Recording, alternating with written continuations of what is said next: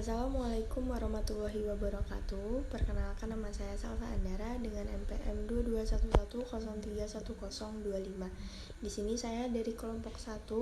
Saya akan menjelaskan tentang bab 2, yaitu asistensi hidup di hadapan Sang Kholik. Yang pertama, hakikat alam semesta jagat raya. Yang kita saksikan di dunia ini mulai dari yang tampak syahadah sampai yang tidak nampak atau goib, dari yang bernyawa sampai yang tidak bernyawa, dan dari yang ada di dalam perut bumi sampai yang ada di ruangan angkasa yang dipenuhi oleh beribu-ribu bintang, merupakan alam semesta yang Allah ciptakan untuk kehidupan manusia. Jadi sekitar abad ke-15 yang lalu, ayat-ayat Al-Quran telah diturunkan. Di dalamnya terdapat ayat-ayat yang secara garis besar mengandung uraian tentang pencapaian alam semesta.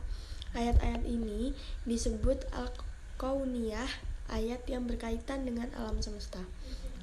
Namun, orang-orang awam tidak dapat karena lebih percaya dan berusaha percaya sains yang dilepaskan sejak 6 abad yang lalu, sehingga tak ada umat Islam yang secara umum dapat dimasukkan dalam golongan ulil albab seperti yang disebutkan dalam firman Allah Subhanahu wa taala dalam Al-Qur'an surat Al-Imran ayat 190 sampai 191. Air makhluk pertama.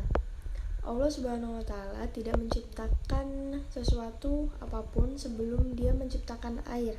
Hal ini telah dikemukakan oleh Al-Sudi dalam tafsirannya. Air merupakan makhluk yang pertama kali Allah Subhanahu wa taala ciptakan. Setelah itu baru Arasy, Kalamul ala Lauhul Mahfudz, langit dan bumi. Jika demikian, berarti penciptaan alam semesta bukan dari materi. Bantahan tentang teori Big Bang. Teori Big Bang adalah teori yang menganggap penciptanya alam semesta dari suatu materi yang terkekang sehingga meledak dengan ledakan yang dahsyat dan energi yang besar. Peristiwa ledakan ini disebut dengan Big Bang atau ledakan besar. Manusia. Jadi di sini saya akan menjelaskan tentang apa sih itu manusia. Manusia adalah makhluk Allah yang paling sempurna jika dibandingkan dengan binatang atau makhluk yang lainnya. Antara manusia dan binatang memiliki perbedaan yang sangat besar. Asal-usul proses penciptaan manusia.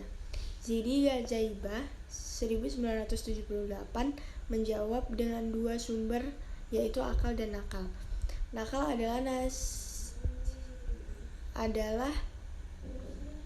nasi yang dapat dari Al-Quran dan hadis, dengan ia akan bertentangan dengan akal manusia. Apa yang memberitahukan nakal adalah mutlak benar, sedangkan kebenaran yang dihasilkan oleh akal adalah nisbi. Gugurnya teori Darwin.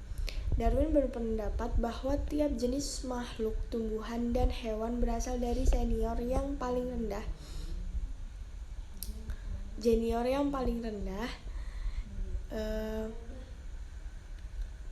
yakni awal sekali ialah amuba. Jenis yang paling tinggi adalah manusia. Sejalan dengan perkembangan ilmu pengetahuan, teori evolusi makin lama makin nyata.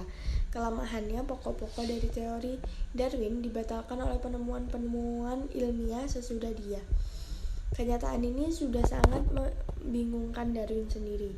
Dalam bukunya The Origin of Species tahun 1872, dalam buku tersebut terlihat jenis Darwin sebenarnya masyarakat terhadap teori evolusi yang telah ia buat. Jadi dia kebingungan sendiri. Kejadian manusia berdasarkan nakal. Secara nakal banyak ditemukan ayat yang menerangkan tentang asal kejadian manusia, seberapa proses pencipta manusia sampai kita tahu cara lain proses penciptaan Adam, Hawa, Isa, dan kita manusia secara umum. Proses penciptaan Adam. Kabar tentang kakek moyang kita, Adam, dapat kita temukan di ayat Al-Quran yang menerangkan penciptaan Adam dapat kita jumpai pada surat Anbiya, Al-Insan, Nuh, Al-Safat tentang penciptaan manusia pertama dan proses penciptaan Hawa. Beberapa ayat Al-Quran yang menjelaskan bahwa Hawa diciptakan dari tulang rusuk Adam. Penciptaan Hawa terdapat dalam surat An-Nisa dan Al-Zumar.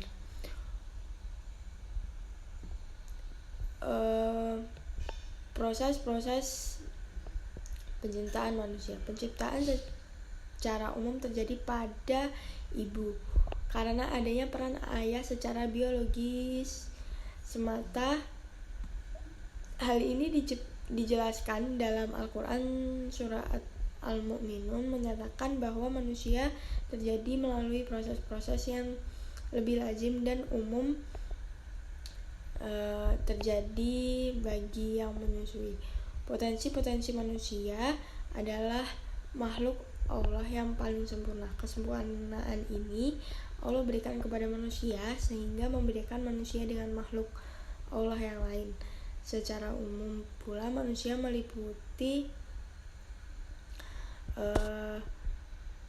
pikir, akal, nafsu, dan budaya. Yang terakhir adalah tujuan dan fungsi hidup manusia. Manusia diciptakan oleh Allah untuk menjadikan hal itu sebagai pemimpin atau mandataris Allah di muka bumi yang akan mengelola dan menjaga bumi ini untuk umat manusia. Sekian video dari saya. Jika ada kesalahan saya mohon maaf. Saya akhiri. Wassalamualaikum warahmatullahi wabarakatuh.